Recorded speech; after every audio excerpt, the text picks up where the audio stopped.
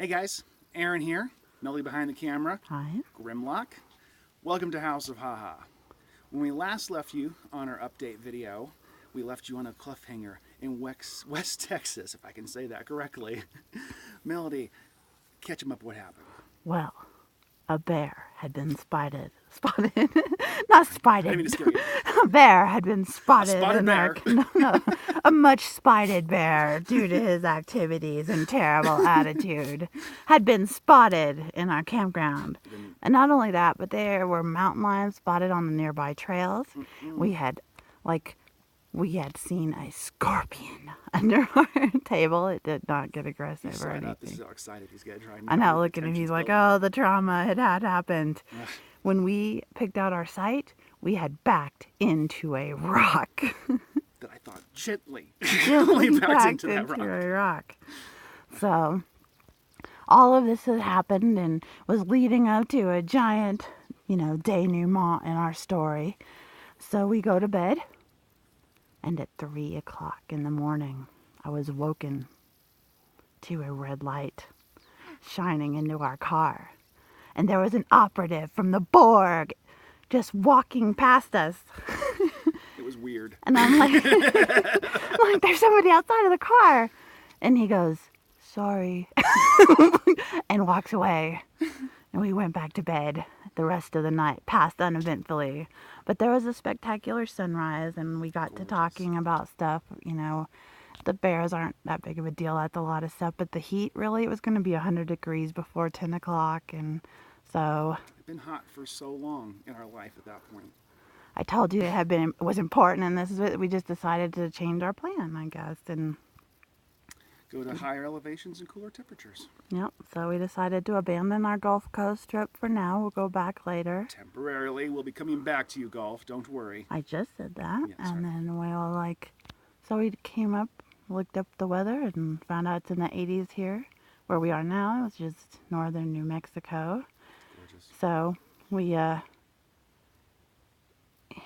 did see some cool stuff in the Big Bend Park, that morning as we were leaving. So when we were driving out, we saw on the road a young coyote prancing down the highway, and in its mouth was like a 4-foot snake that it had found for breakfast. And this coyote looked so very pleased. I was hungry. I was jealous. I know, it kind of made you go, I want some breakfast too. I don't want snake, but so we'd seen that, and then at some point it was very quick into our driving. The true event of this whole story happened. Of the gentle backing into a rock when we were getting our car parked.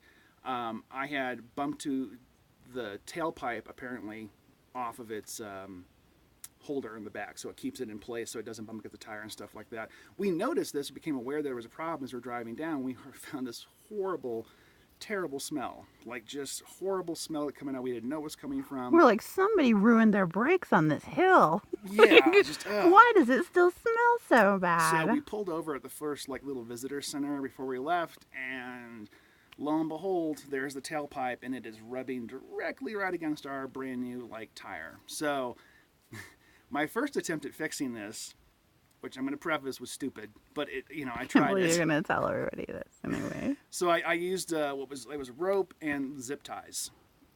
Totally heat appropriate. It was a dumb idea. I don't know what I was thinking. I don't know, because I asked you and you're like, no, it's good. No, it's good. No, plastic and burning hot metal is cool. Yeah, I don't know. It was hot, and I was in the beginning points of heat exhaustion or something. So that lasted for 10 minminutes. And then we smelled it again, pulled back over. And this time I got out wire. We travel around on our toolkit. So I wrapped that up like it was freaking Spider-Man and just had it lined up. And at that point, we had no problem. So just another little repair. So we fled. We decided, we'd go ahead and get a hotel for a day since, it was early in the day. Because if you're going to get a hotel, you should go early in the day because you get more hours for your price or whatever. We did some laundry and just hid out from the heat. We uploaded some videos, put up some new t-shirts, and then we fled 8 hours in the burning sun to get out of Texas. Flee! Drove straight through. It was a pretty drive, but it just hot. We stopped at some rest stops. We made a few friends. We met some people. Met a guy who saw the sticker of our states on the back of Chewy when we were at this rest stop, and he came over and he's like, "Have you been to all these?" And struck a conversation up and talked about traveling and how awesome it is. And he gave us some fruit on our journey. We gave him some water that we had.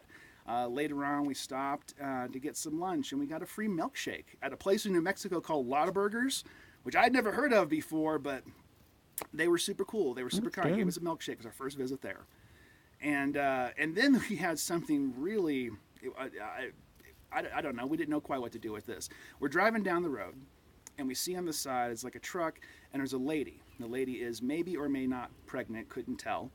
And she's got like far be it from us to call a I'm fat not, lady these are questions pregnant. I don't ask people. But anyway, we see her, and she's got like a jug of water, like she's waving, like she's wanting some help. She wants help. And it was our first instinct going, oh, someone needs some help. We have some water. However, She seemed fairly energetic. Melody being you know, we Blame talked. me. Well, no, it Yeah, was a it's good my idea. fault, it's She was me. like, this is a classic roadside trap. And I'm like, my God, you were right. I almost fell for this. But just to be on the safe side, we called the local non-emergency number and just said, hey, look, here's what's going on. There's a lady on the side of the road. Looks like her car's having trouble maybe, or it is a classic roadside trap. So either way, They're like, you're right. You shouldn't stop. we felt good, like we did at least call someone to help someone out as we were traveling if we didn't stop ourselves. So we had that happen. And then 8 hours, 100-degree weather, and then we finally made our way. We got to the Coyote Creek in the northern part. It's like a little state park. We just spent one night there because we were looking for free camping, Yes. but it got dark early. Northern New Mexico, the temperature really stopped dropping down. We camped there. And then by the next morning, was that when I got sick? Yeah, you were pretty sick.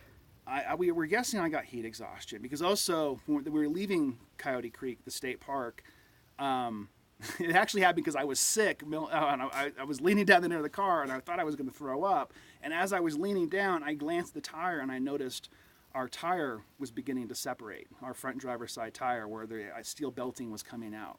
So the fact I got sick in some way made me aware of the fact that there was a tire issue that I was unaware of. So I was sort of grateful, I guess, to be sick at that moment and wanting to puke. We found a spot to pull over there, and then again in the very hot weather, I got another car, switched out tires, swapped everything out. That's never a fun thing, especially when it's hot and you're really feeling kind of crappy. So we made our way on to a campsite at the Carson National Forest. Am I right? I got to drive for the first time. That's what we're getting to in this, is that I had to tag out, man. I felt, I don't know how many times I threw up. I felt horrible. But Melody, she took the keys, she drove the family. Not just driving. This is a big deal because in the 37,000 miles that we've driven around the country, I really haven't given the wheel up. Like like Melody navigates. She does a lot. Melody does a lot of things that she does as we're traveling. I got one job, which just to keep the car going forward and not die. So don't forget the heavy lifting. And I do the heavy lifting and stuff like that. There's other things, but I mean that we both have responsibilities as we travel. And for us to switch out is a very unusual thing. So Melody not only drove the car, but she drove us to a campsite we're heading to in the Carson National Forest, and it was near Angel Fire, about 10,000 feet. We had to drive up a 6-mile, dirt road really understates the situation because it wasn't just dirt, but it was rocks and like potential of rocks falling down, and it was really sketchy. It's the kind of road I would feel extremely not comfortable driving on. Melody, on the other hand, was perfect for this because apparently her driveway as a child, when she told, well, I've seen it, it looks fine. like this. I'm like, I'm driving. We're going down whatever road I want. We were not in any danger. We just went awesome. slow. You did such a good job. You know how to drive a car, so it's a weak ass comment. But I was very grateful. People ask that, Melody, do you drive? I'm like, I can. I don't much anymore, but I used to love to. So we made our way to the top of this 6-mile dirt road. And even when we got to the top, there was other people camping there, having a good time. We found a spot off the side. We pulled over, and it was nice. It was a beautiful free camping spot, but it had zero, like there was nothing. There was no water. There was no bathroom. Primitive. So we would have hung out a little bit longer because we could have dealt with that. But there was we heard in the weather report there was rain and a thunderstorm coming like over the next 3 days. He immediately thought of the dirt road. I immediately thought of the dirt road, and I'm like, no. I was like, that's a death trap. We dirt, no mud. What are we thinking? I'm like, you're gonna drive us down? And I'm like, no, you got us up here. You are the one who was trained for this.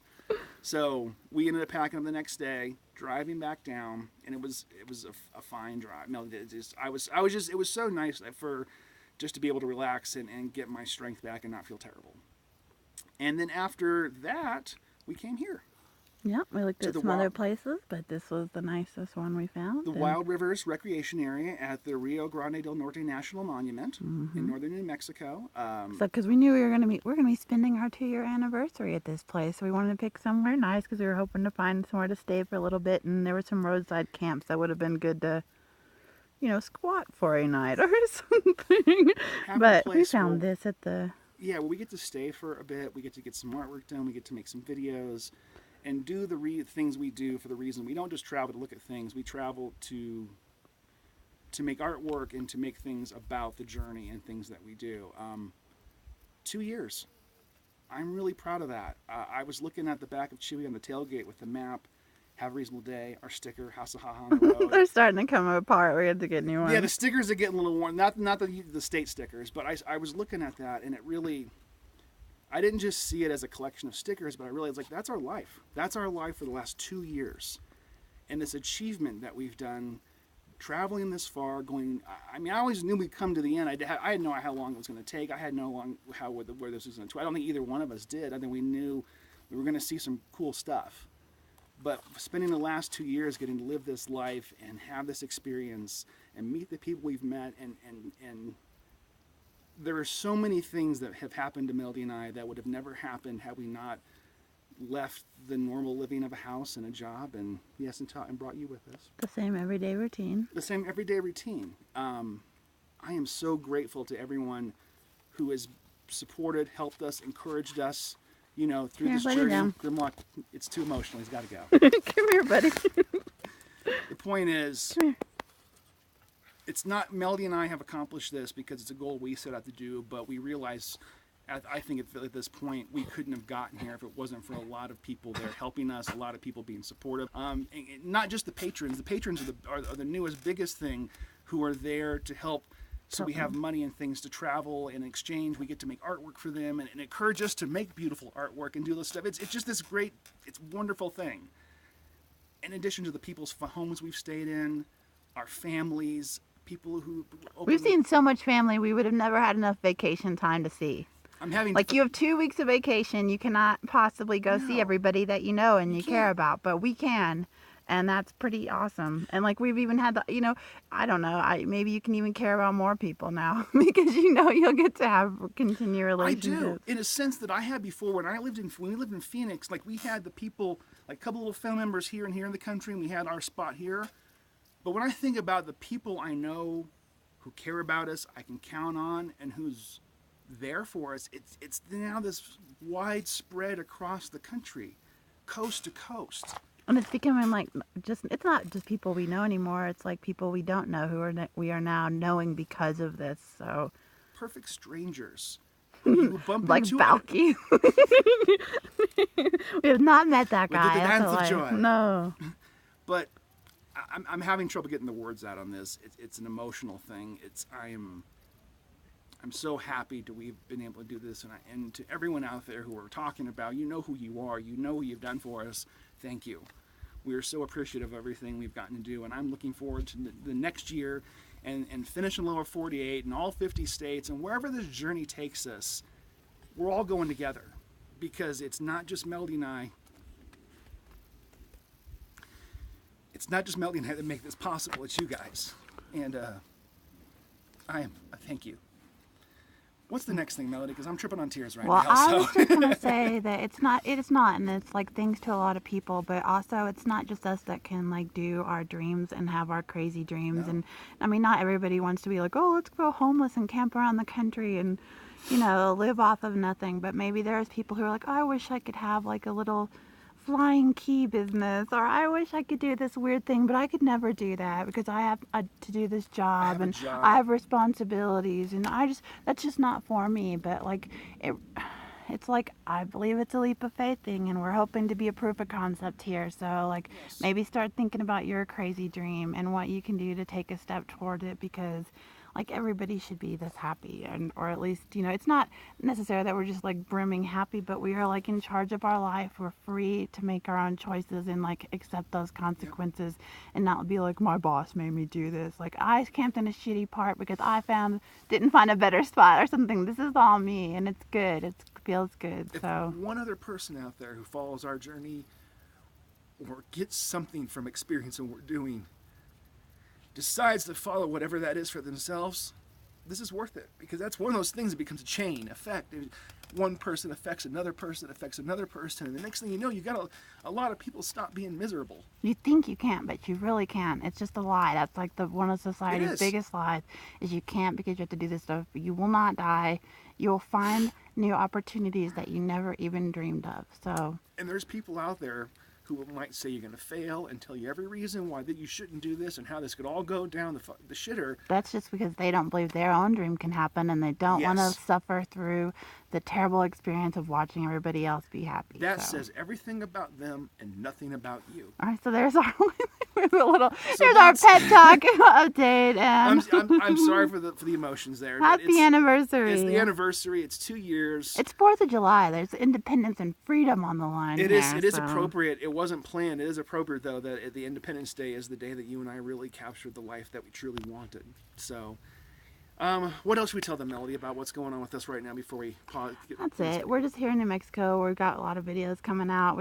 I hope you will subscribe. We're doing some new things, Please and do. we're trying to have a lot of fun here. And who knows? Just we'd like to hear from you. That is the end. If you want to check out our original art and T-shirts, go to houseofhaha.com.